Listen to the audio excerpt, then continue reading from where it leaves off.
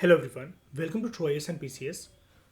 तो दोस्तों, हम लोग जो हैं बात कर रहे थे कि किस तरीके से जो एग्जीक्यूटिव फंक्शंस एडमिनिस्ट्रेटिव फंक्शंस हैं या जो आप उनको कह लो कि एग्जीक्यूटिव जो पावर्स हैं वो किस तरीके से डिवाइडेड हैं सेंटर और स्टेट्स के बीच में।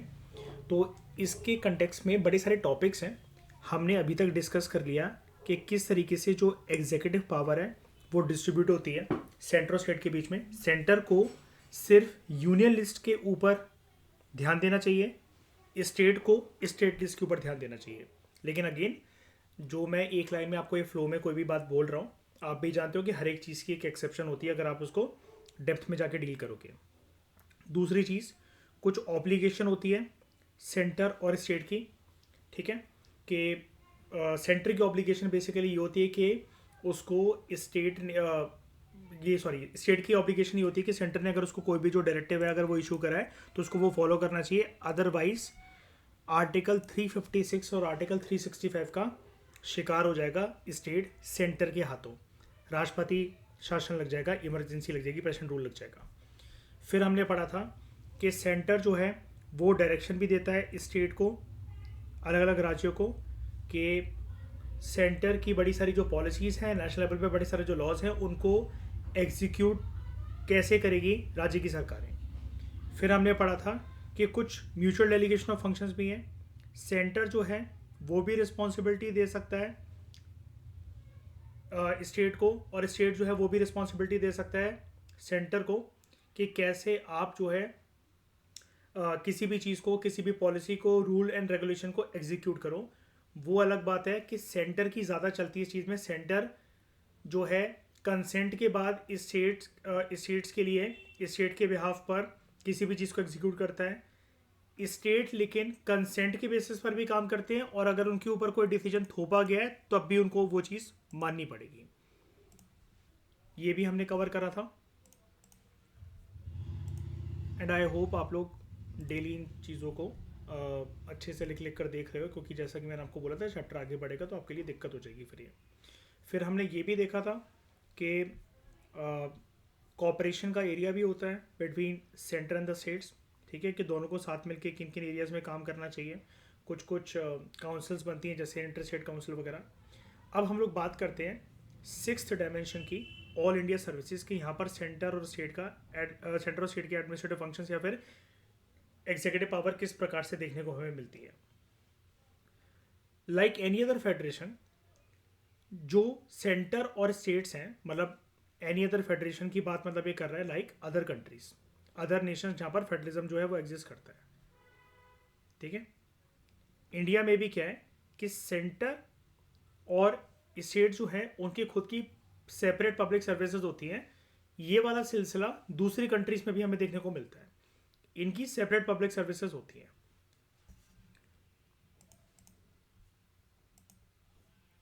जैसे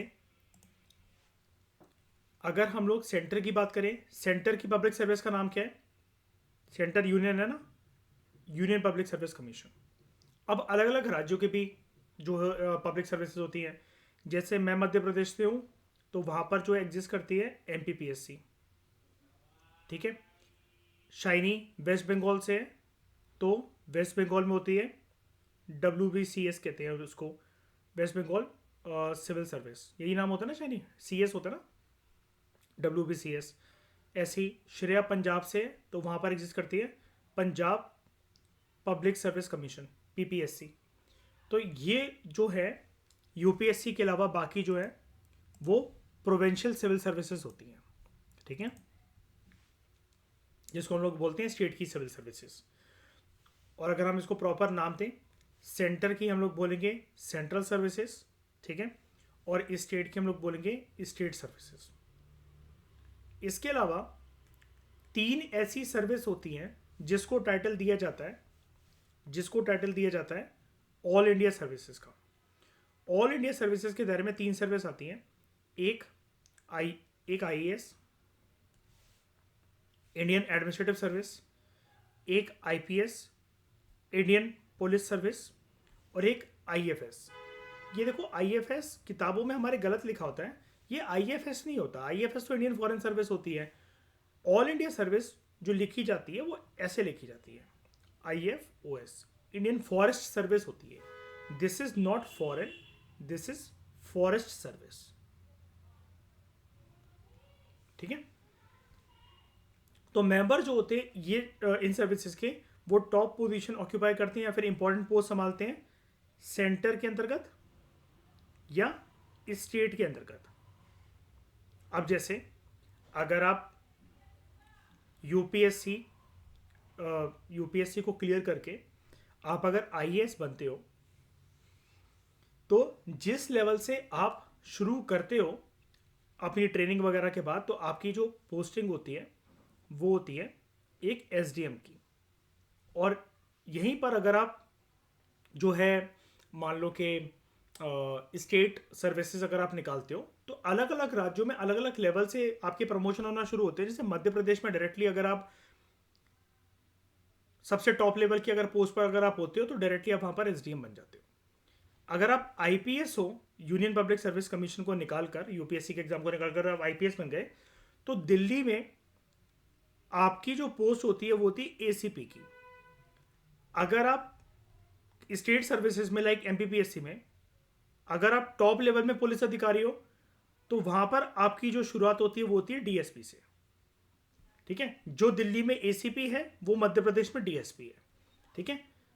ये एग्जिस्ट करता है ये सिनेरियो। ठीक है। ये एसडीएम लिखा हुआ है मैंने, ये यूपीएससी या फिर आप कह लो ये स्टेट सर्विसेज में। ठीक है। And they serve them by turns. They अब जैसे ये लाइन पढ़ो, मेंबर्स ये जो होते हैं इन सर्विस से टॉप पोजीशन ऑक्यूपाई करते हैं under both the centre and the states and serve them by turns. अब इसका मतलब क्या होता है ये समझाता हूं मैं आपको। आप में से शायद से बहुत सारे लोगों को ये वाली बात पता नहीं होगी। मान लो कि मैंने यूपीएससी दिया 2-3 बार और मेरा यूपीएससी नहीं निकला, मैंने उसके बाद दिया एमपीपीएससी।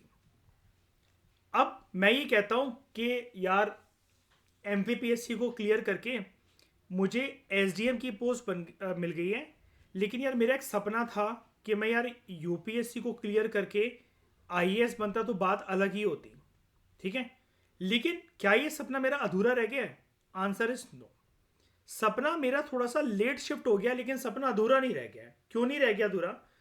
मैं जब मध्य प्रदेश में एज एसडीएम 10 तो नहीं 15 से 18 साल जब काम कर लूंगा, उसके बाद मेरा प्रमोशन आईएएस के तौर पर हो जाएगा। लेकिन बस तब मेरा जो होगा रिटायरमेंट का टाइम बहुत नज़दीक होगा, मतलब 5-6 साल मुश्किल से पड़े होंगे उस टाइम पर रिटायरमेंट को। लेकिन जब मेरा प्रमोशन स्टेट सर्विस से, याद रखना मैं अभी एमपीपीएससी का एग्जाम्पल आपको दे रहा हूँ। ठीक है। ये जो serve them by the turns क्या होता है, जब मैं एमपीपीएससी को निकालकर एसडीएम था, तो मैं मध्य प्रदेश की सरकार के लिए काम कर रहा था। मतलब मेरी जो पोस्टिंग होनी थी वो सिर्फ इन्हीं इलाकों में होनी थी। ग्वालियर हो गया, भोपाल हो गया, इंदौर हो गया, देवास हो गया, जबलपुर हो गया, ये सारी जगह पे मेरी पोस्टिंग होनी थी। एमपी के बाहर नहीं जा सकता मैं, क्योंकि मैंने एमपीपीएससी निकाला हुआ है। मेरी पोस्टिंग मैं कहूँ कि कोलकाता हो जाए, ठीक है, बरेली हो जाए, रायपुर हो जाए, वो नहीं हो सकता। जम्मू एंड कश्मीर हो जाए, वो नहीं हो सकता, क्योंकि मैंने स्टेट सर्विस निकाला हुआ है। लेकिन मैं फिर सेंटर को कैसे सर्व करूंगा? सेंटर को मैं सर्व करूंगा 15 से 18 साल के बाद, जब मैं आईएएस बन जाऊंगा, तो मेरी ट्रेनिंग जो है फिर लबासना में ही होगी। ऐसा होता है। आप में से बहुत सारे लोगों को ये वाली बात पता नहीं होगी, ऐसा होता है। तो स्टेट सर्विस को निकालने के बाद भी आपका सपना कोई आईएएस या आईपीएस बनने का अधूरा नहीं रह जाता है, वो बस लेट शिफ्ट हो जाता है, 20 साल आगे शिफ्ट हो जाता है, 18 साल 15 साल आगे शिफ्ट हो जाता है। सिमिलरली अगर मैं डीएसपी हूं, तो अगर मेरा आईपीएस बनने का क्या सपना अधूरा रह गया? नहीं, आईपीएस बनने का कोई सपना अधूरा नहीं रह गया। आगे चलकर मेरी ट्रेनिंग होगी, सेंटर मुझे वो बुलाएगा, लेकिन तब जब तक मैं आईपीएस बनूंगा तब तक वो बस रिटायरमेंट का जो है वो टाइम हो जाएगा।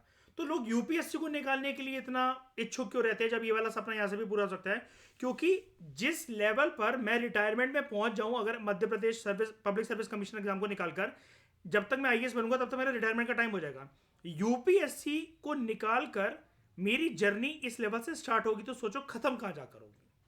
बात ही होती है स्टेट सर्विसेज में, जहां पर आपकी जर्नी जिंदगी की खत्म हो रही है, सरकारी अधिकारी जो है आप जिसके तौर पर सर्व कर चुके हो, यूपीएससी में उस पॉइंट से शुरू होती है जर्नी। ये डिफरेंस होता है बस। तो अब देखो, एक तो मैंने आपको एग्जांपल समझा दिया कि how you can get selected to state services और कैसे आप सेंटर को सर्व करोगे। अब उल्टा करते हैं, अगर आपने सेंट्रल सर्विसेज को निकाला, यूपीएससी को निकाला, यूपीएससी जो है आपको रिक्रूट करेगा, आपको ट्रेन करेगा, ठीक है। लेकिन मैं सेंट्रल सर्विसेज का एग्जांपल दे रहा हूं, यूपीएससी, ठीक है। आपने यूपीएससी को निकालकर आप आईएएस बने, आईपीएस बने, लेकिन आपकी जो पोस्टिंग होगी ना वो स्टेट्स में होगी, ठीक है। या फिर एक कैडर होता है जिसको हम कहते हैं आगमुड कैडर। आगमुड कैडर होता है यूनियन टेरिटरीज वाले को कैडर, जिसमें आप सेंटर में ही डायरेक्टली सर्व करते हो, लेकिन सबको नहीं मिल पाता आगमुड कैडर। बहुत कम सिविल सर्वेंट्स को मिलता है। यानी कि मान लो अगर इस साल 2024 में 1200 सीटें और आपका सिलेक्शन हो जाता है, मुश्किल से आप में से 7 या 8 लोग ओवरऑल लिस्ट में से सिर्फ आगमुड कैडर में सर्व करेंगे, ठीक है। बाकी की पोस्टिंग स्टेट्स में होती है। तो अब उनका लेना देना मुख्यमंत्री, एमएलए, विधायकों के साथ लेना देना होता है। लेकिन अब how they serve them by their turn, UPSC से एग्जाम दिया, सेंट्रल लेवल का एग्जाम था, स्टेट में जाके सर्व कर रहे हैं। 4 से 5 साल के बाद आपको सेक्रेटरी लेवल की ट्रेनिंग देने के लिए बुलाया जाता है। और 10 साल के बाद जब आप यूपीएससी निकाल लेते हो, आपका डिस्ट्रिक्ट से, अपने जिले से, स्टेट से कुछ लेना देना नहीं होता। फिर आप दिल्ली में ही आकर सेंट्रल सेक्रेटेरिएट में बैठते हो, सेंट्रल सेक्रेटेरिएट में बैठते हो। ये वाली चीज सिर्फ एक सर्विस के लिए या 2 सर्विस के लिए अगर मैं कहूं तो लागू नहीं होती है। एक इंडियन फॉरेन सर्विस और दूसरा इंडियन फॉरेस्ट सर्विस। इनका लेना देना सेंट्रल स्टेट की पोस्टिंग और उससे पॉलिसी मेकिंग से कुछ नहीं होता है। लेकिन अगर मैं आईएफओएस को भी हटा दूं, फॉरेस्ट सर्विस को हटा दूं, तो आईएफएस जो है वो टोटली सेंटर के हाथों में रहते हैं, क्योंकि वो राजदूतों की तरह सर्व करते हैं, जिसको इंग्लिश में आप एक टर्म से जानते हो, एम्बेसडर्स के तौर पर सर्व करते हैं। ये होता है, ये जो टर्न का मतलब है ना कि how they serve them by the turn, कि कभी स्टेट, कभी सेंटर में सर्व कर रहे हैं, कभी स्टेट में, फिर कभी स्टेट में, तो कभी सेंटर में। ये कैसे होता है, दोनों एग्जांपल मैंने आपको दे दिए, स्टेट सर्विसेज के भी, सेंट्रल सर्विसेज के भी। ऐसे चलता है आपका करियर, ठीक है। तो आप कोई सा भी एग्जाम निकाल लो, स्टेट पीएससी निकाल लो, यूपीएससी निकाल लो, उससे कोई फर्क नहीं पड़ता। बस इतना फर्क हो जाता है कि आपका औहदा, आपका लेवल, आपकी औकात जहां पर स्टेट पीएससी में खत्म होती है, वहां पर यूपीएससी में उसकी बिगिनिंग होती है। सपना कोई अधूरा नहीं रह जाता कि आप ये सोचो कि स्टेट पीएससी निकाल लिया तो हम आईएएस आईपीएस नहीं बन पाएंगे। मैंने आपको आज एग्जांपल देके बता दिया, वो शिफ्ट हो जाता है। किसी किसी को जिंदगी में चीजें जल्दी मिलती हैं, किसी को लेट मिलती हैं, बस इतना फर्क होता है, ठीक है। These services are controlled jointly by the centre and the states, ठीक है। Jointly by the centre the states कैसे? अब अगर आपने यूपीएससी निकाला हुआ है तो अब और राज्य में आपकी पोस्टिंग है, ऑब्वियस बात है किसी ना किसी राज्य में सर्व करोगे। मान लो मैंने यूपीएससी निकाला और मैंने एमपी कैडर ले लिया, ठीक है। अब मैं जाकर वहां पर ना विधायक के साथ, मुख्यमंत्री के साथ, राज्य के अधिकारियों के साथ मैं बदतमीजी नहीं कर सकता। स्टेट भी उतनी ही दम रखता है, ठीक है, मुझे स्कोल्ड करने की, डांटने फटकारने की। मैं वो तो कह ही नहीं सकता कि फायर करने की और वो करने की। स्टेट भी दम रखता है और स्टेट के आदेशों को मुझे मानना पड़ेगा। लेकिन व्हेन इट कम्स टू कि मैं यूपीएससी को निकालकर सिविल सर्वेंट बनाऊं और मैं स्टेट में जाकर सर्व कर रहा हूं, सेंटर अगर कोई भी इंस्ट्रक्शन अगर जारी करेगा मुझे, सेंटर अगर कोई भी इंस्ट्रक्शन जारी मुझे करेगा कि दीपांक दिल्ली वापस आओ, दिल्ली क्यों आओ वापस? क्योंकि जो केंद्र सरकार है उसका अड्डा, उसका गढ़ दिल्ली है, और सेंट्रल सेक्रेटेरिएट में आओ, ठीक है। तो मुझे वहां पर जाना पड़ेगा।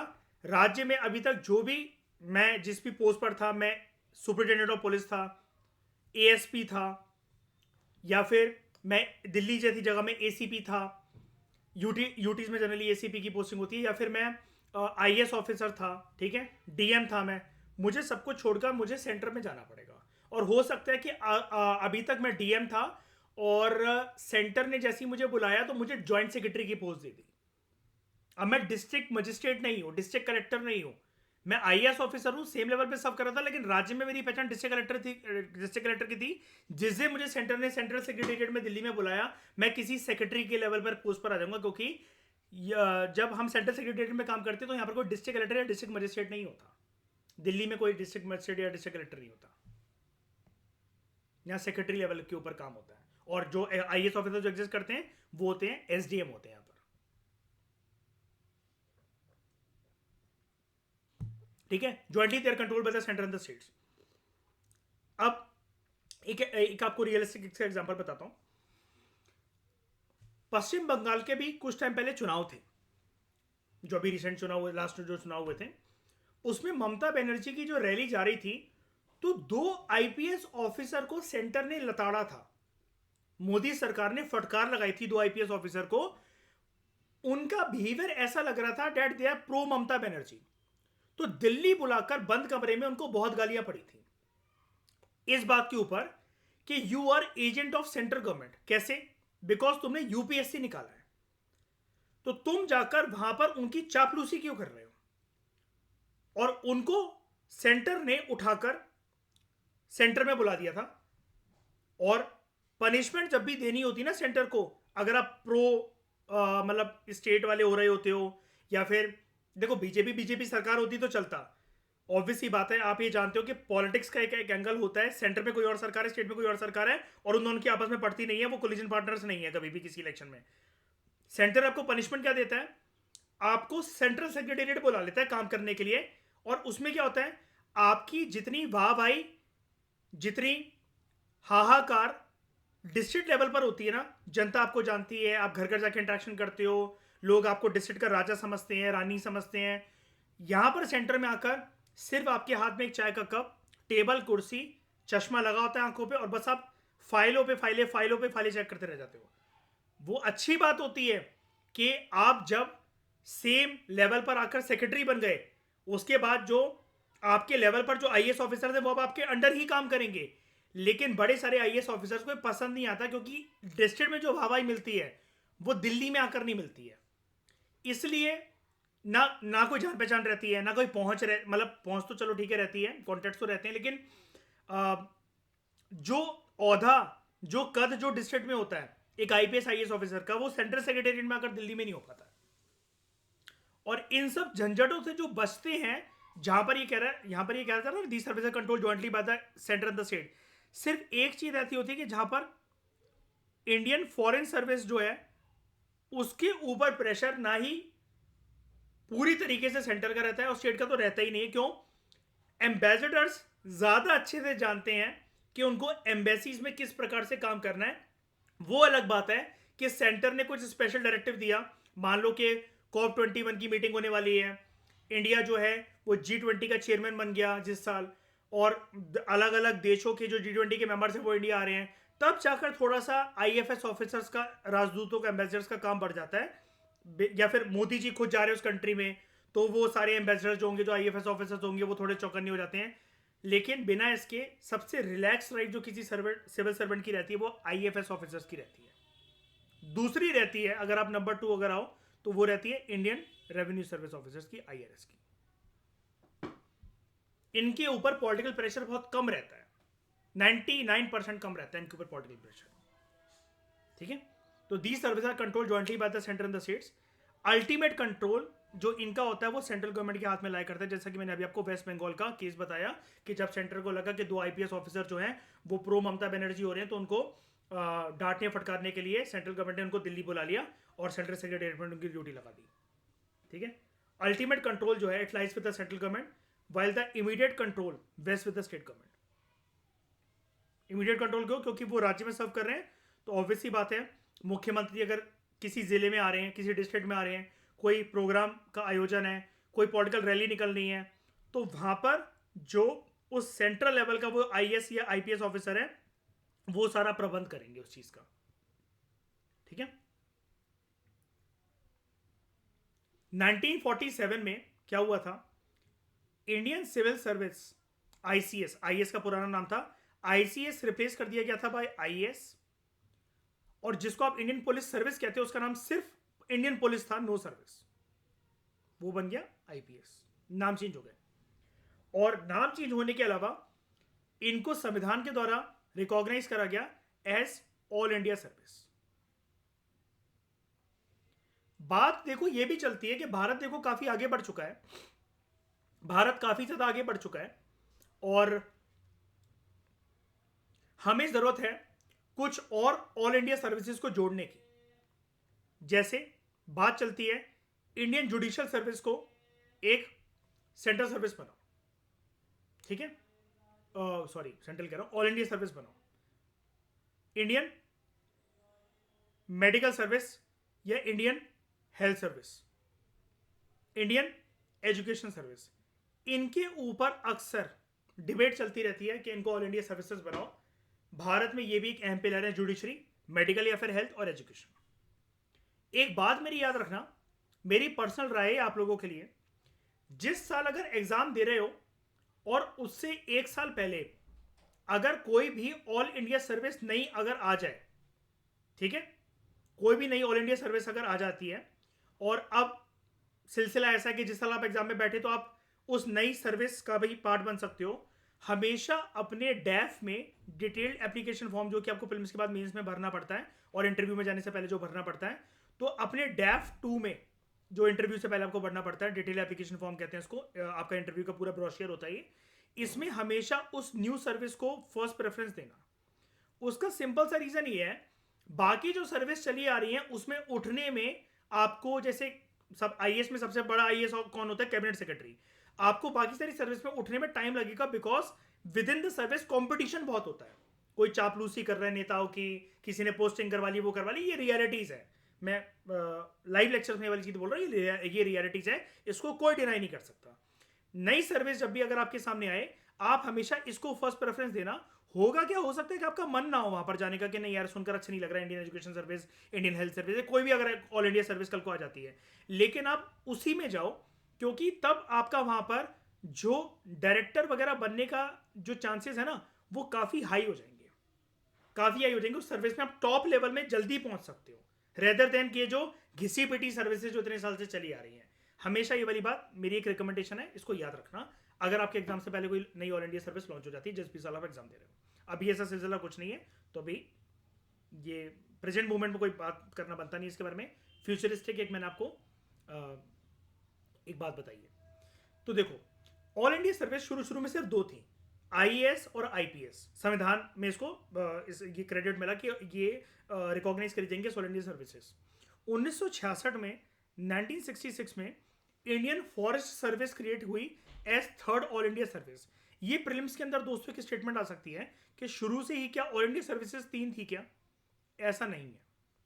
ऑल इंडिया सर्विसेज शुरू में 2 थी, आईएएस और आईपीएस, बाद में आईएफओएस आती है, ठीक है। आप हमेशा देखो, आईएफएस कई लोग कैजुअली लिख देते हैं, डैफ में भी, यूपीएससी के फॉर्म में भी कभी कभार आईएफएस लिखा रहता है। आप ये वाली गलती मत करा करो, जब भी इंटरव्यूअर से बोलो, इंटरव्यू रूम में मेंस में कुछ लिखने को आ जाए, आप आईएफओएस ही लिखा करो, ओ को थोड़ा सा छोटा बना दिया करो, ऐसा मत लिख कराना आईएफओएस, ये मत लिख कराना। जिस हिसाब से मैं लिखता हूं वैसे ही लिखना, जैसे आपने आई एफ लिखा, छोटा सा ओ लगाओ यहां पर, और एस, इंडियन फॉरेस्ट सर्विस, ठीक है। उसके बाद आर्टिकल 312 जो है, आर्टिकल 312 जो हमारे संविधान का है, ये ऑथराइज करता है पार्लियामेंट को, यानी कि आर्टिकल 312 पावर देता है पार्लियामेंट को कि पार्लियामेंट जो है वो नई ऑल इंडिया सर्विसेज भी बना सकता है, नई ऑल इंडिया सर्विसेज भी बना सकता है। अब ऑल इंडिया सर्विसेज को जब भी बनाना होता है, आपने पार्लियामेंट वाले चैप्टर में एक चीज अच्छे से समझी थी जब हमने पार्लियामेंट वाला चैप्टर करा था। नई ऑल इंडिया सर्विस को क्रिएट करने की पावर वैसे तो मोटा मोटी लिख दिया जाता है कि आर्टिकल 312 के अंतर्गत पार्लियामेंट के पास है, लेकिन पार्लियामेंट क्या, पार्लियामेंट का मतलब यहां पर क्या है, किसके पास है पार्लियामेंट में? तो ये पावर है राज्यसभा के पास। राज्यसभा इसके लिए एक रेजोल्यूशन जो है वो पास करता है। जैसे हमने अभी इस चैप्टर में 1-2 लेक्चर पहले देखा ना, राज्यसभा एक रेजोल्यूशन पास करता है कि स्टेट लिस्ट का अगर कोई भी टॉपिक हो उसको निकालकर नेशनल लेवल का कानून बनाना है, तो राज्यसभा रेजोल्यूशन पास करता है, फिर वो रेजोल्यूशन पार्लियामेंट को देता है और फिर लोकसभा राज्यसभा मिलकर उसके ऊपर कानून बना सकते हैं। लेकिन यहाँ पर क्या है, नई ऑल इंडिया सर्विसेज को अगर बनाना है, राज्यसभा अपने आप में इतना सक्षम है कि वो एक रेजोल्यूशन पास करके नई ऑल इंडिया सर्विस को बना सकता है, ठीक है, नई ऑल इंडिया सर्विस को बना सकता है।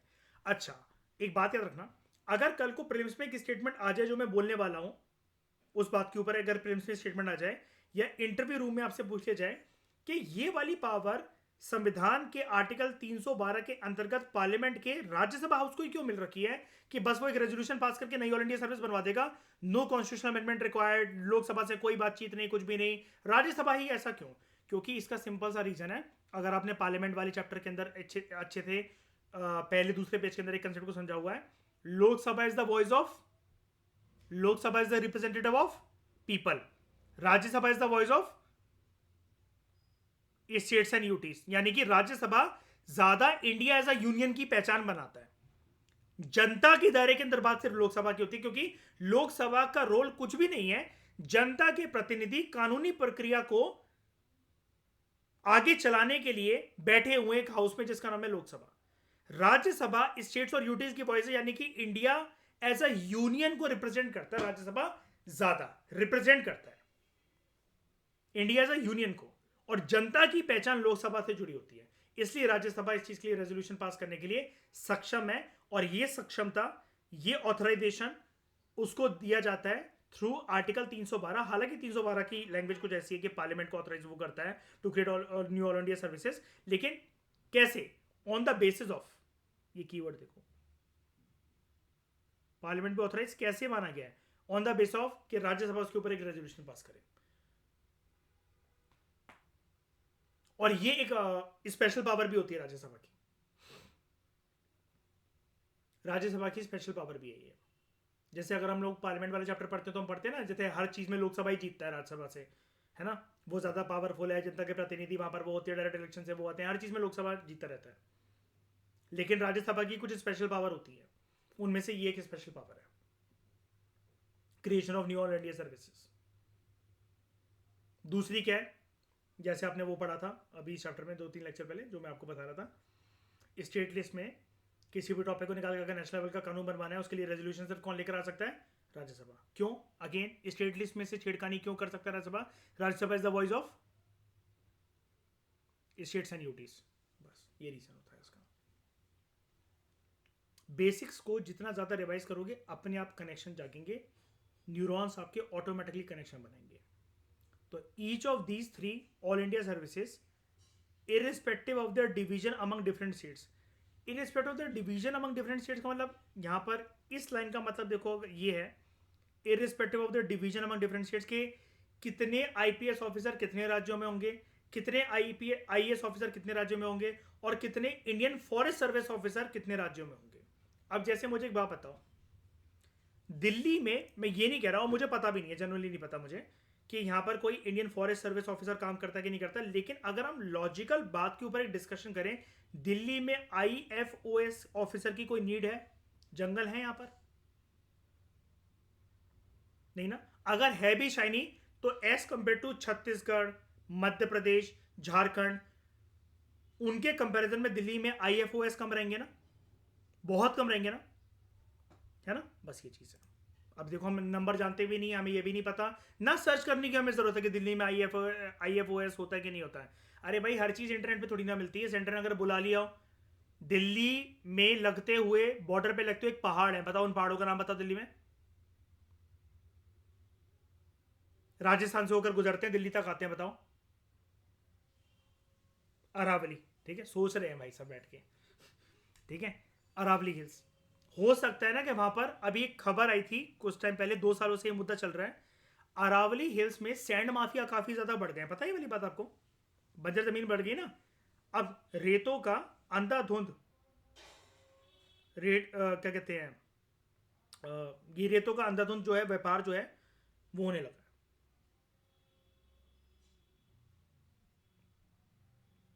उसकी वजह से हो सकता है ना कि अगर ऐसा कुछ है, ऐसी किसी चीज को रोकने के लिए हमें इंडियन फॉरेस्ट सर्विस ऑफिसर्स की जरूरत पड़े, है ना।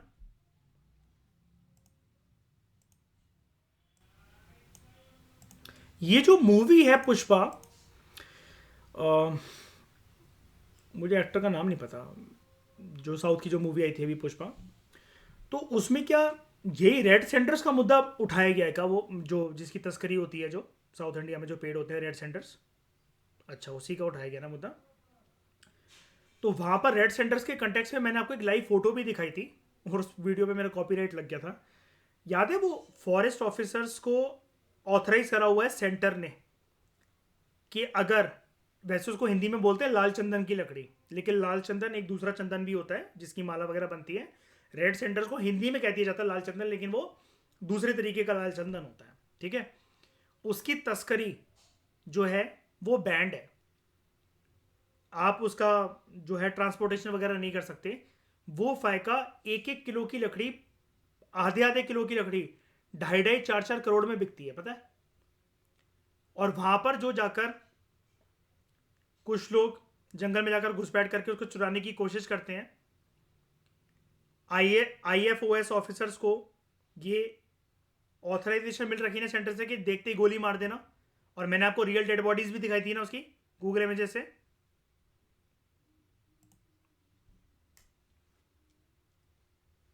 तो each of these 3 all India services irrespective of the division among different states, आप समझ गए, irrespective of the division among different states के, ये सेंटर डिसाइड करेगा कितने IAS ऑफिसर कहां रिक्रूट होने, कितने IPS कहां। अब जैसे वेस्ट बंगाल का मुद्दा मैंने आपको बताया, वो 2 IPS ऑफिसर वहां पर थे।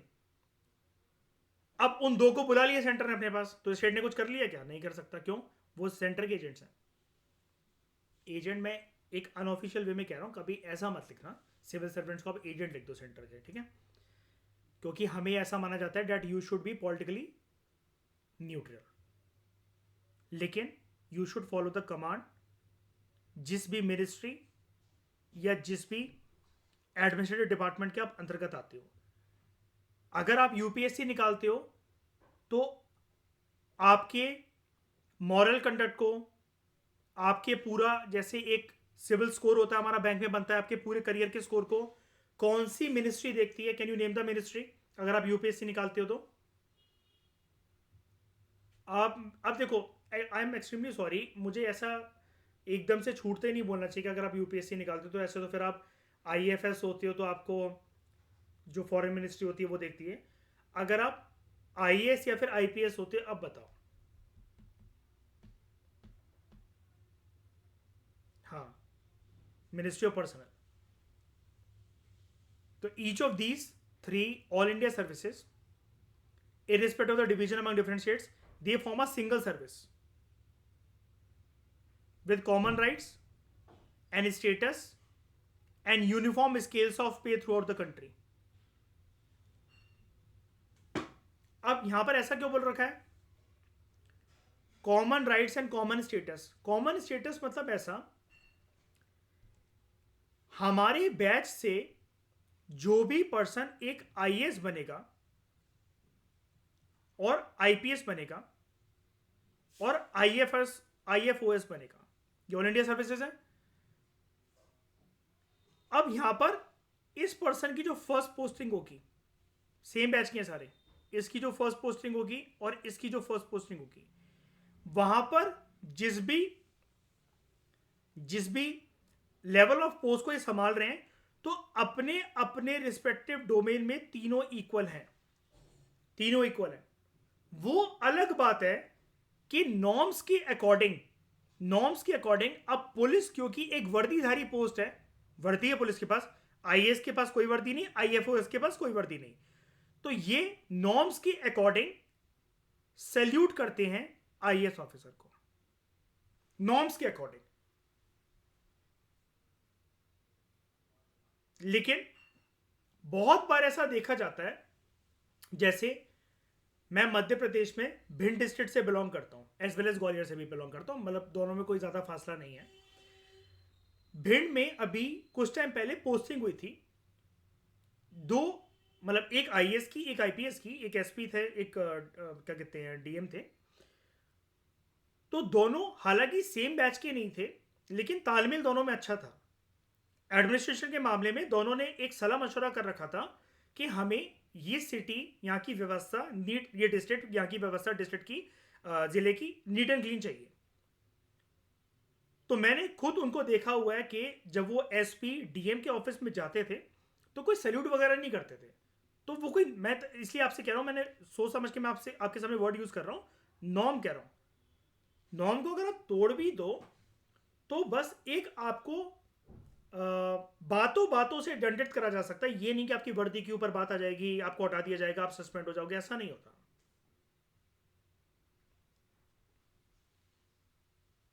तो though, all India services violate the principle of federalism under the constitution by restricting the autonomy and patronage of the states. They are supported on the ground. All India services ऐसा माना जाता है कि ये जो फेडरलिज्म का principal है उसको वॉलेट करते हैं। कैसे वॉलेट करते हैं?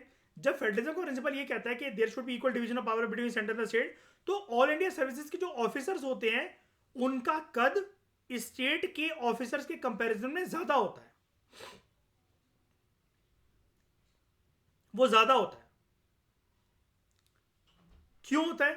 मैं अभी आपको बता रहा था। जैसे एमपीपीएससी में, जहां पर एग्जाम्पल के तौर पे बता रहा था मैं आपको, मध्य प्रदेश सर्विस के एग्जामिनेशन का एग्जाम्पल लेते हुए, एमपीपीएससी को निकालने के बाद अगर आप एसडी में डीएसपी होते हो तो जहां पर आप अपना करियर खत्म करोगे वहां से एक आईएएस आईपीएस ऑफिसर अपना करियर शुरू करता है यूपीएससी को निकालने के बाद।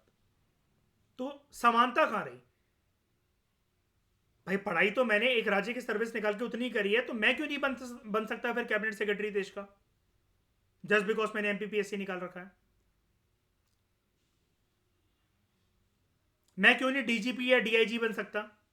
एमपीपीएससी निकालने वाले जैसे जो अधिकारी होते हैं ना, वो डीआईजी या डीजीपी नहीं बनते हैं, क्योंकि तब तक रिटायरमेंट का टाइम आ जाता है, बात ही होती है।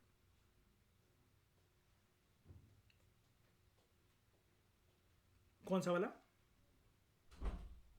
हाँ, कमिश्नरेट और नॉन कमिश्नरेट वो भी होता है। अलग अलग स्टेट्स में अलग अलग व्यवस्था वर्क करती हैं। जैसे मैं आपको एक और चीज बता देता हूं, अगर आप यूपीएससी निकाल भी लेते हो ना, बहुत बड़ा फैक्टर एक रोल प्ले जो करता है आपके करियर में, वो ये वाला फैक्टर जो है रोल प्ले करता है, दैट आपकी पोस्टिंग जो है या आपका जो कार्डर है वो कहां पर है, कौन से स्टेट में, क्या है आपका कार्डर, कौन सा स्टेट का कार्डर है आपका। जहां पर राजस्थान में आपकी प्रमोशन जो होते हैं, जैसे मतलब मान लो आप अभी तक एसडीएम हो, मैं मध्य प्रदेश में हूं, आप राजस्थान में हो। राजस्थान में 5 साल अगर आप एसडीएम रहते हो तो 6वें साल आपको डीएम बना दिया जाता है। वही मध्य प्रदेश की सरकार 7.5 से, मध्य प्रदेश की सरकार के हाथ में वैसे नहीं होता ये, मतलब सेंटर उसके सब कुछ होता है, लेकिन अगर आप मध्य प्रदेश काडर में हो, लगभग 7.5 से 8 साल सर्व करने के बाद आपको डीएम बनाया जाता है।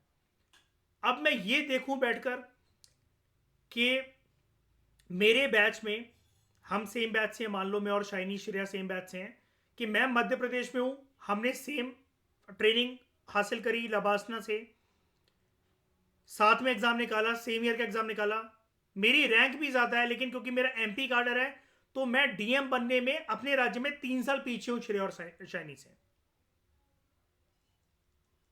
ये होता है,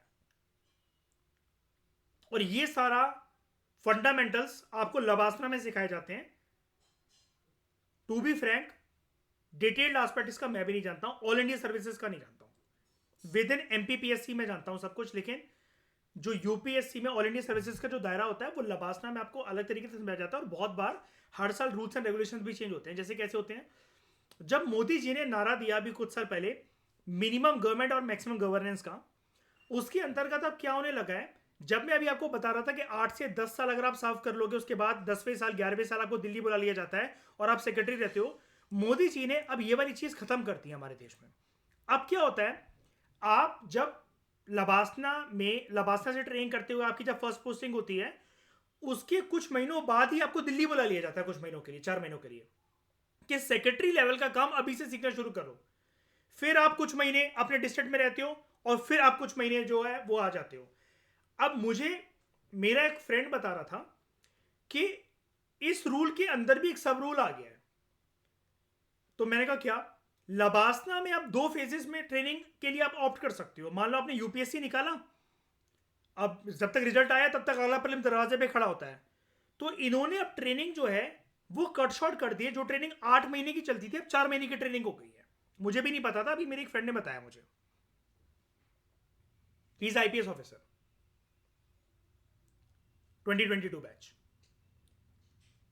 अब उसने मुझे बोला कि दीपांक ऐसा होता है कि अगर आप गर्मियों वाली जो मतलब जब भी रिजल्ट आएगा, जैसे मतलब मान लो कि अभी जब ये इंटरव्यू वगैरह हो जाएंगे, रिजल्ट आएगा, तो अब जिन लोगों को डिजायर्ड सर्विस नहीं मिली तो वो दोबारा यूपीएससी देंगे। तो वो ऑप्ट कर सकते हैं, जैसे मतलब मान लो मैंने एमपीपीएससी में स्टडी लीव लगा रखी ना, ऐसी उनका एक एग्जाम स्टडी लीव लग जाती है। यूपीएससी एग्जाम में स्टडी लीव के हम यूपीएससी दे रहे हैं, हम ट्रेनिंग और ये साथ साथ प्रीलिम्स अपना मैनेज नहीं कर पाएंगे। हम जो है जो ऑटम सीजन की या फिर जो विंटर सीजन की ट्रेनिंग का जो फेज है हम उसको करेंगे, जो 4 महीने बाद शुरू होगा, जब इस बैच के ऑफिसर्स की ट्रेनिंग जो है खत्म हो जाएगी। वहां पर ऐसा भी हो सकता है कि आपको सिर्फ पूरे बैच के 5% लोग ही मिले उस वाले क्या कहते हैं सेशन में आते हुए, जब विंटर सेशन वाला वो चीज होगी, लेकिन वो आपने ऑप्ट कर रखा है। तो हर साल दायरे थोड़े थोड़े से बदलते रहते हैं। जैसे मैं आपको बता रहा हूँ कि अब जैसे ये ट्रेनिंग को आप ऑप्ट कर सकते हो अपनी मर्जी से कि आपको समर वाली में जाना है, विंटर या ऑटम वाली में जाना है। उसके बाद अब आप ये भी कर सकते हो कि आपके ऊपर एक रूल है जो सेंट्रल गवर्नमेंट ने नया बनाया है मोदी जी के कहने पर, कि आपका सिलेक्शन हो गया IAS IPS officer, prominently IAS officer, 1 साल के अंदर अंदर यू डिसाइड द मंथ कि कौन से 4 महीनों के अंदर आपको आकर सेंटर में सर्व करना है एज क्या कहते हैं ये सेक्रेटरी लेवल पर। अब मान लो हमारे बैच के, मैं श्रेया शाइनी एक बैच के हैं, हमारे बैच के सारे लोगों ने शुरू में जैसी लवासने की ट्रेनिंग खत्म हुई, थोड़े टाइम वो अपने जिले में रहे और तीसरे चौथे महीने वो चले गए दिल्ली में सेक्रेटरी लेवल की ट्रेनिंग स्टार्ट करने। अब शाइनी, श्रेया और मैंने डिसाइड करा कि हम दिल्ली अभी नहीं जाएंगे, हम 8वें महीने के जब अपना डिस्ट्रिक्ट, हम 8वां महीने जब अपना डिस्ट्रिक्ट में कंप्लीट कर लेंगे हम तब जाएंगे। लोग मान लो कि अगस्त मतलब ये मार्च अप्रैल के महीने में जा रहे हैं, और मैं, श्रेया और शाइनी जब दिल्ली में सेक्रेटरी लेवल की ट्रेनिंग करने जा रहे हैं 4 महीने की, तब हमने डिसाइड करा कि हम सर्दियों में जाएंगे। तो वो हमारी मर्जी है। अब ये भी अलाउड हो गया कि आप 4 महीने कैसे भी करके कंप्लीट कर लो। तो हर साल ये रूल्स रेगुलेशन चेंज होते रहते हैं। तो though all India services violate the principle of federalism under the constitution by restricting the autonomy and patronage of the states, they are supported on the ground that, violate करता भी है principal ये federalism का, लेकिन फिर भी all India services वाली बात को सपोर्ट किन ग्राउंड पर करा जाता है? They help in maintaining high standards of administration in the centre as well as in the states.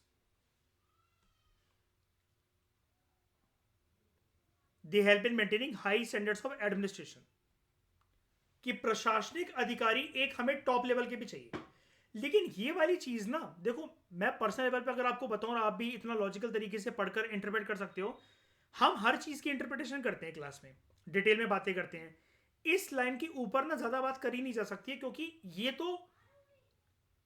ये कॉन्स्टिट्यूशन या कॉन्स्टिट्यूशन मेकर्स और जो सेंटर है ये अपनी बात पोर्ट्रे कर रहे हैं कि ऑल इंडिया सर्विसेज जो है, आप भी जानते हो सेंटर के हाथ में ये सब कुछ, अभी तक आप पूरा पढ़ चुके हो, ठीक है। अब यहां पर रीजन क्या दिया जा रहा है हमें? अब ये रीजन में आप क्या ही किंतु परंतु करोगे, क्या बोलोगे? They help in maintaining high standards of administration in the centre as well as the states. अगर हाई स्टैंडर्ड ऑफ एडमिनिस्ट्रेशन की बात है, यानी कि ये वाला पॉइंट हमें कह रहे हैं कि ट्रेनिंग बहुत अच्छी हुई है ऑल इंडिया सर्विसेज वाले अधिकारियों की, आईएएस आईपीएस और आईएफओएस की। तो फिर ये ट्रेनिंग जब इनको मिल सकती है, तो स्टेट पीएससी निकालने वालों को क्यों नहीं मिल सकती है? और अगर इतनी ट्रेनिंग मिली हुई है, देखना इसका काउंटर आर्गुमेंट देता हूं मैं, अगर इतनी ट्रेनिंग अगर मिली हुई है, तो फिर बाहर से कॉरपोरेट वर्ल्ड के लोगों को उठाकर इन आईएएस आईपीएस ऑफिसर का बॉस क्यों बनाया जाता है? जिसको हम लोग कहते हैं, किस नाम से जानते हैं जिसको हम लोग?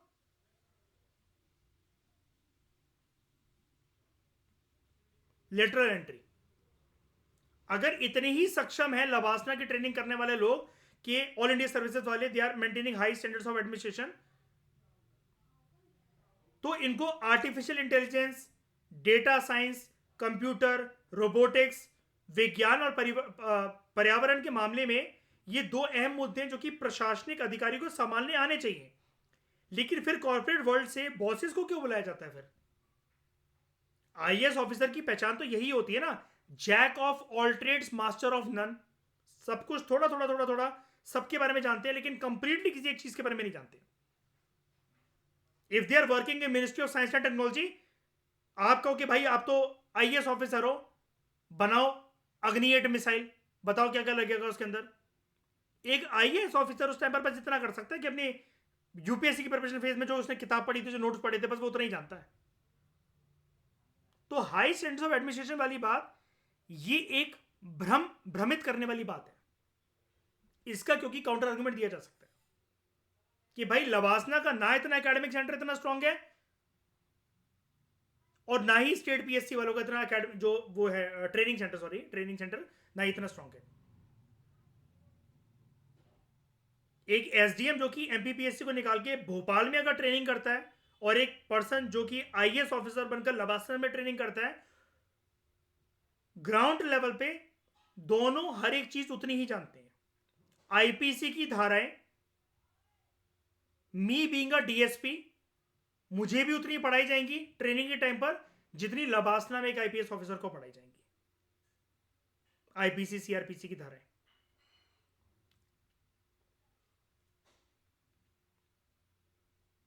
they help to ensure uniformity of the administrative system throughout the country, and they facilitate, मतलब ये रीजन दिए जाने कि ऐसा क्यों करा गया है, हमने ऑल इंडिया सर्विसेज को ज्यादा तवज्जो क्यों दी है, और ये प्रिंसिपल ऑफ फेडरलिज्म का प्रिंसिपल को भले ही वॉलेट करता है, लेकिन दे आर सपोर्टेड क्योंकि हाई स्टैंडर्ड्स ऑफ एडमिनिस्ट्रेशन को मेंटेन करने का काम करता है सेंट्रल स्टेट में। सेंट्रल स्टेट में कैसे? क्योंकि वो जो प्रशासनिक लेवल के अधिकारी हैं जिन्होंने यूपीएससी वगैरह निकाला हुआ है, वो सेंटर में भी सर्व करते हैं, स्टेट में भी सर्व कर सकते हैं। They help to ensure uniformity of the administrative system,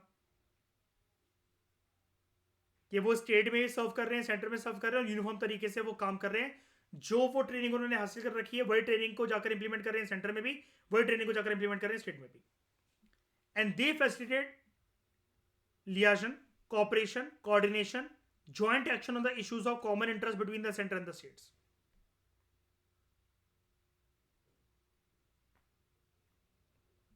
ठीक है। अब इस ऑल इंडिया सर्विसेज के इंस्टीट्यूशन को जस्टिफाई करते हुए कॉन्स्टिट्यूंट असेंबली में डॉक्टर बी आर अंबेडकर ने कुछ बातें कही थी, तो हम कुछ बातें जानते हैं इनकी। The dual polity which is inherent in a federal system is followed in all federation by a dual service. Ambedkar ji का कहना यह था, फेडरल सिस्टम में डुअल पॉलिटी होती है, एक सेंटर एक स्टेट।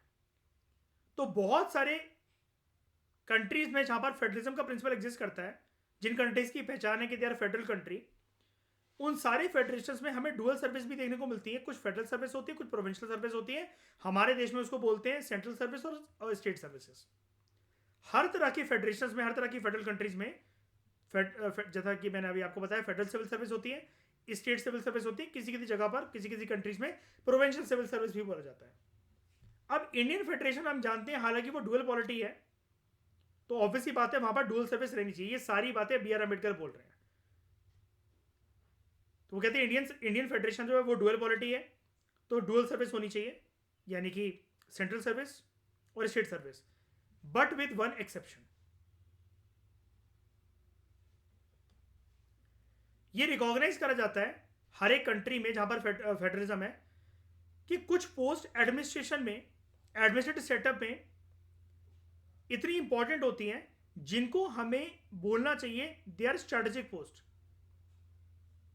स्ट्रेटेजिक इसलिए, किस पॉइंट ऑफ व्यू से, कि ये पोस्ट ऐसी हैं, ये कद, ये ओहदे ऐसे हैं प्रशासनिक अधिकारी के, कि अगर उस पर कोई प्रशासनिक अधिकारी बैठा है तो ही और she should ensure standard of administration.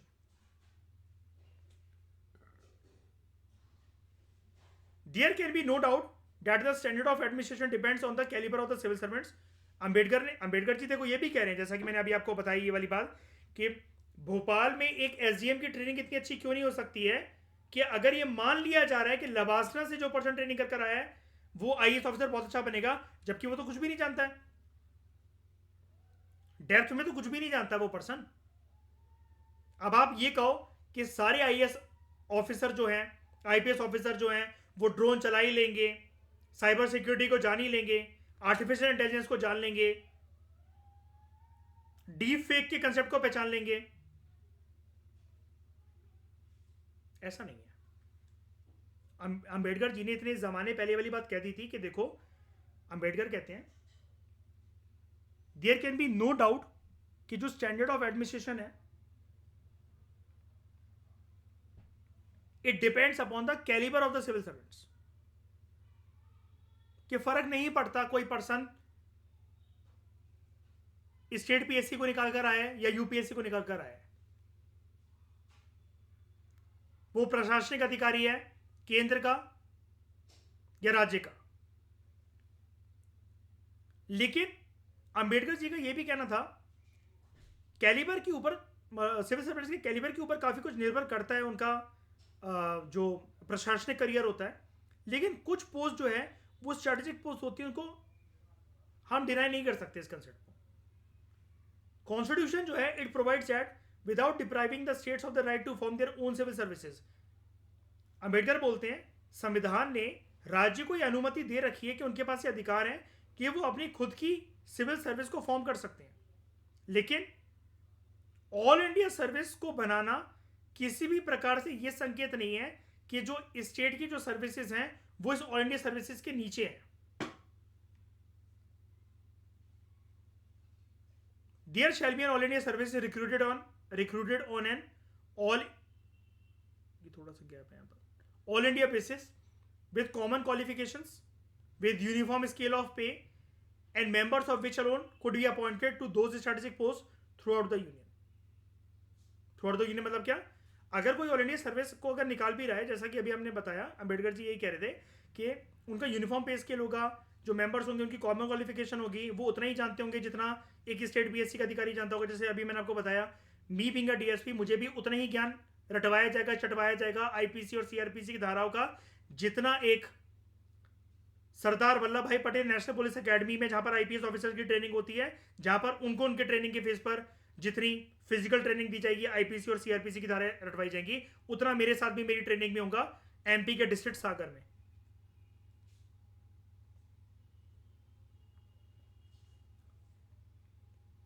And उनकी posting through out the union कहीं पर भी हो सकती है।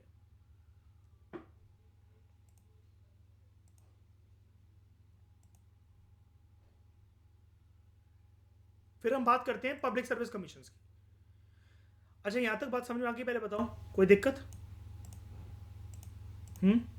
पक्का मैंने अच्छी तरह आपको बता दिया। आज आपको बहुत नई चीज़ें भी जानने को मिली होंगी कि हम लोग की पोस्टिंग किस प्रकार से होती है ना। हम जो एक कॉमन समझते हैं ना कि रास्ता जो हमारा यूपीएससी है, मैंने श्रेया शैनी ने यूपीएससी निकाला, श्रेया पंजाब में पोस्टेड है, शैनी बंगाल में पोस्टेड है, मैं मध्य प्रदेश में पोस्टेड हूँ, तो हम तीनों का करियर एक ही लेन में चलेगा, ऐसा नहीं है।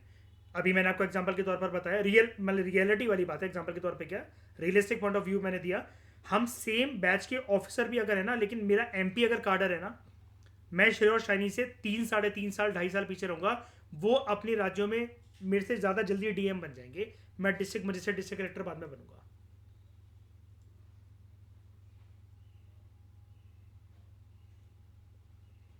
पब्लिक सर्विस कमीशंस, ये वाला कौन सा पॉइंट हो जाएगा हमारा? 6, 7।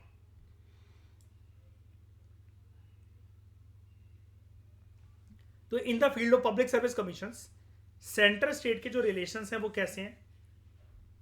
जो चेयरमैन हैं और जो मेंबर्स हैं public state public service commission के, पब्लिक स्टेट कमीशंस के, चेयरमैन और मेंबर्स की बात हो रही है यहां पर। आप अधिकारियों की बातों को अपने दिमाग से निकाल दो। वो लोग जो कि क्वेश्चन पेपर बनाते हैं, इंटरव्यू लेते हैं, ठीक है, जहां पर इनका दफ्तर होता है स्टेट पीएससी का, ठीक है। तो चेयरमैन जो मेंबर्स होते हैं स्टेट पब्लिक सर्विस कमीशन के, ये अपॉइंट करे जाते हैं, हालांकि अपॉइंट करे जाते हैं गवर्नर के द्वारा, लेकिन इनको रिमूव सिर्फ राष्ट्रपति कर सकते हैं। ये हमने प्रेसिडेंट और गवर्नर के चैप्टर में बहुत अच्छे से पढ़ा था। पार्लियामेंट इसके अलावा, जैसे कि आर्टिकल 312 था ना, ये जो उसको, हाँ, आर्टिकल 312 जो है वो निर्धारित करता है पार्लियामेंट को कि तुम ऑल इंडिया सर्विस बना सकते हो। कैसे? तो हमारा जो एक हाउस है राज्यसभा, उसको बोलो रेजोल्यूशन पास करते हैं। इसके अलावा पार्लियामेंट के पास ये भी पावर है कि पार्लियामेंट जो है वो एक joint state public service commission भी बना सकता है, 2 या 2 से ज्यादा राज्यों के लिए, on the request of the state legislatures concern.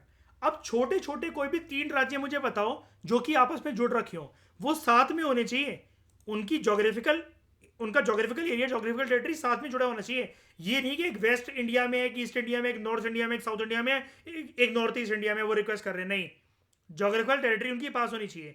मुझे ऐसे कोई भी 3-4 राज्यों के नाम बताओ जो कि एरिया में भी छोटे हों और आपस में चिपके हुए हों? बताओ।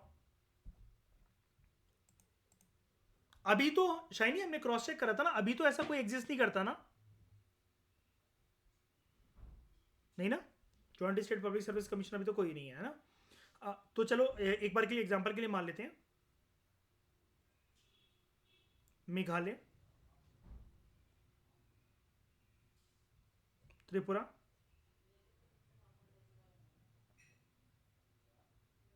मिजोरम। इन 3 स्टेट्स के स्टेट लेजिस्लेचर ने मान लो पार्लियामेंट को अप्रोच करा कि हम अपनी अपनी स्टेट पब्लिक सर्विस कमीशन अगर बनाने जाएंगे तो it will be a very costly affair for all of us. हम ये चाहते हैं कि हम ये आपसी सहमति से चाहते हैं कि हम एक गठबंधन में होकर एक joint state public service commission का गठन करें। पार्लियामेंट अगर इस रिक्वेस्ट को मान लेगा तो ये बन जाएगा। तो फिर यहां पर जो भी पर्सन सिलेक्ट होगा और कल को जाकर वो एसडीएम बने, डीएसपी बने, नायब तहसीलदार बने, पटवारी बने जिसको इंग्लिश में हम लोग कहते हैं लैंड रेवेन्यू ऑफिसर, उसकी फिर पोस्टिंग इन तीनों स्टेट्स में घूमती रहेगी। जैसा कि मैंने अभी आपको बताया, अगर मैंने एमपीपीएससी निकाला हुआ है, अगर मैंने पंजाब पीसीएस निकाला हुआ है, एक राज्य को पकड़ लेते, मान लो मैं एमपीपीएससी में हूं, एमपीपीएससी को निकालने के बाद मध्य प्रदेश में डीएसपी जो है वो लगा हुआ हूं। अब मेरी जो पोस्टिंग है वो मध्य प्रदेश के जिलों में ही होती रहेगी, ग्वालियर, देवास, जबलपुर, इंदौर, भोपाल, इन सारी जगहों पर। लेकिन एक joint state public service commission को निकालने वाला जो पर्सन है, जितने विधानसभाओं ने अप्रोच कर वो joint state public service commission बनाया था, ऐसे डीएसपी, एसडीएम, नायब तहसीलदार, पटवारी, इनकी जो पोस्टिंग होती है, जो भी उस स्टेट एग्जाम से जो निकले हुए जितनी पोस्ट थी, जो ऑफिसर्स हैं, उनकी पोस्टिंग कभी भी मेघालय, त्रिपुरा, मिजोरम हो सकती है। तो चेयरमैन और जो मेंबर्स होते हैं joint state public service commission के, they are appointed by president. जबकि स्टेट पीएससी में अपॉइंटमेंट किसके द्वारा होता है? गवर्नर के द्वारा। रिमूवल किसके द्वारा होता है? प्रेसिडेंट के द्वारा। Joint state public service commission में अपॉइंटमेंट भी और रिमूवल भी प्रेसिडेंट के द्वारा होता है। यूपीएससी जो है, it can serve the needs of a state on the request of the state governor and with the approval of the president. ठीक है, अब ये वाला पॉइंट क्या है, थर्ड पॉइंट को समझते हैं। थर्ड पॉइंट ना एक एक्सेप्शनल सिचुएशन का पॉइंट है, एक एक्सेप्शनल सिचुएशन का पॉइंट है, लेकिन ऐसी एक्सेप्शनल सिचुएशन में जहां पर यूपीएससी इस काम को करने के लिए पूरी तरीके से सक्षम है। क्या? अगर एक राज्य के गवर्नर यूपीएससी से रिक्वेस्ट करें और राज्य का गवर्नर, राज्यपाल जो है, वो अप्रूवल ले ले प्रेसिडेंट का, तो यूपीएससी एक स्टेट की नीड को सर्व कर सकता है। अब ये कब होता है? अगर एक राज्य के राज्यपाल ने राष्ट्रपति की अनुमति लेते हुए यूपीएससी को बोला, इस राज्य के बड़े टाइम से जो स्टेट पीएससी के पेपर है वो हुए नहीं है, या फिर ऐसे ऑफिसर्स की ट्रेनिंग जो है वो अच्छे से हो नहीं पाती है, सजेस्ट अस सम स्टैंडर्ड्स, हमारे लिए पेपर बना दो 1-2 साल का, और जो इस स्टेट पीएससी के चेयरमैन या मेंबर्स हैं उनकी ट्रेनिंग करवा दो, उनको बता दो कि कैसे तुम पेपर बनाते हो, हिस्ट्री के क्वेश्चंस को कैसे पिक करते हो, ट्रेनिंग कैसी होनी चाहिए, अपना ट्रेनिंग सेंटर होगा, इन सबको जाके ट्रेन कर दो आप A to Z लेवल से, प्रिम से लेकर इंटरव्यू तक, कि कैसे पेपर बनाना है, लेना है, और पोस्ट इंटरव्यू कैसे ट्रेनिंग होनी है। इसलिए मैंने आपको बोला ये यूपीएससी हर स्टेट पीएससी के लिए काम नहीं करता, और यूपीएससी मना भी कर सकता है इस काम को करने से। हम बिजी हैं, हमें 2024 में बच्चों को फेल करवाना है, इसलिए अभी हम टाइम नहीं दे सकते। यूपीएससी जो है, it assist the states when requested by 2 or more states in framing and operating schemes of joint recruitment for any service for which candidates possessing special qualifications are required. अब ये कब होता है? ये भी एक जो सिचुएशन है इसको मैं एक्सेप्शन तो नहीं कहूंगा, इसको हम लोग कहते हैं नीड ऑफ द आर। आपने अक्सर गूगल क्रोम पे एक पागल बनाने वाले एड्स देखे होंगे, मतलब होता वो रियल ही है लेकिन पागल बनाने वाले क्यों, शायद ही देखा है। यूपीएससी की 12 पोस्ट निकली है, फटाफट इसके लिए अप्लाई करो, क्वालिफिकेशन जस्ट नीडेड इज, और उसके बाद वो डैश छोड़ देता है। जैसे आप लिंक पर क्लिक करते हो वो कहता है ऑलरेडी जो पर्सन एस मतलब आईएएस ऑफिसर है, आईपीएस ऑफिसर है, 10 साल से सर्विस में, और जो थोड़ा बहुत कंप्यूटर चलाना जानता है, दे कैन अप्लाई हियर इस विंडो में। उसमें हम जैसे लोग फ्रेशर्स नहीं जा सकते हैं। ऑलरेडी अगर हम सर्विस का पार्ट है तो वो एक हायर पोस्ट पे लेकर जाने के लिए with in the UPSC system एक इंटरनल एग्जाम कंडक्ट करवाता है। देखा है आपने ऐसा कभी ऐड आप में से किसी लोगों ने? ऑलरेडी जो सिलेक्टेड कैंडिडेट्स होते हैं उनके एग्जाम के लिए एक विंडो खुलती है, कभी कभार 12 13 5 6 पोस्ट होती हैं उसके ऊपर, जैसे आता है ना। और गूगल क्रोम ऐड कहते लगता है 5 पोस्ट निकली हैं, सिर्फ 2 दिन का इसका इंतजार, मतलब इसके लिए विंडो खुली हुई है, फटाफट से जाके अप्लाई करो, सैलरी इतने इतने इतने लाख रुपए है, कुछ भी नहीं चाहिए इसके लिए, है ना। और जैसे आप उसको खोलते हो तो आपका कट जाता है, ठीक है। तो यूपीएससी जो है इट असिस्ट द स्टेट्स, जब 2 या 2 से ज्यादा राज्यों ने हेल्प मांगी है कि हम ना ज्वाइंट रिक्रूटमेंट, ज्वाइंट छोड़ो, मतलब कैसे भी करके हम रिक्रूटमेंट करना चाहते हैं, यहां पर 2 या 2 से ज्यादा राज्यों ने जैसे मदद मांगी है कि हम जैसे joint state public service commission को मांग लो कि हम ना कुछ ऐसे कैंडिडेट्स को लाने का सोच रहे हैं जो कि cyber security, drone technology, camera operating system, इसमें वो कर सके, महारत हासिल कर सके। तो आप हमें सजेस्ट करो हमें ऐसे लोगों की चेरी पिकिंग कैसे करनी चाहिए within the wide range and wide gamut of those people जो कि ऑलरेडी इसका पार्ट है, सिविल सर्विसेज का पार्ट है। अच्छा अगर नहीं भी है, मान लो नहीं भी है, यहां पर ऐसा तो लिख नहीं रखा है कि ऑलरेडी वो जो कैंडिडेट्स हैं, वैसे तो लिख रखा है यहाँ पर any service for which the candidate possessing such qualification required, लेकिन यहाँ पर ये नहीं लिख रखा है कि वो कैंडिडेट जो है वो ऑलरेडी एग्जाम निकाल चुके हैं, वो सिविल सर्वेंट्स है। यहाँ पर वर्ड कैंडिडेट है, नॉट सिविल सर्वेंट्स। तो अब कभी कभार क्या होता है, बहुत सारी पोस्ट ऐसी होती हैं जो कि टेक्निकल पोस्ट होती हैं। अब जैसे मैं आपको एक बात बताता हूं,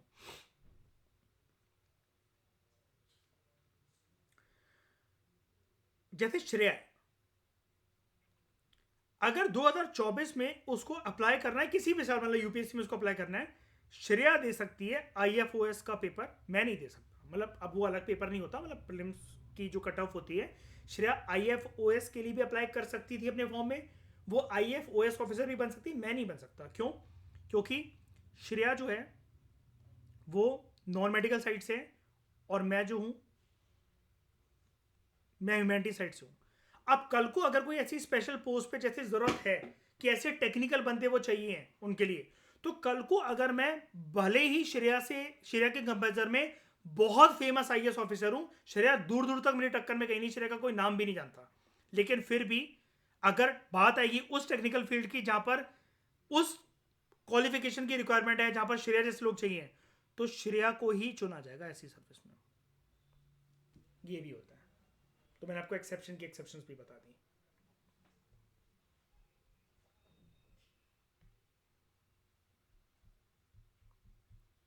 तो ये हमने सेंटर और स्टेट के कंटेक्स्ट में सिविल सर्विस, मतलब सिविल सर्विस नहीं कहना चाहिए, with respect to the administration, जो प्रशासनिक अधिकारी होते हैं वो सेंटर और स्टेट में किस तरीके से सर्व कर सकते हैं, उसकी टेक्निकलिटीज को हमने जाना। इस डिस्कशन में दोस्तों फिलहाल इतना ही। Thank you very much for discussion.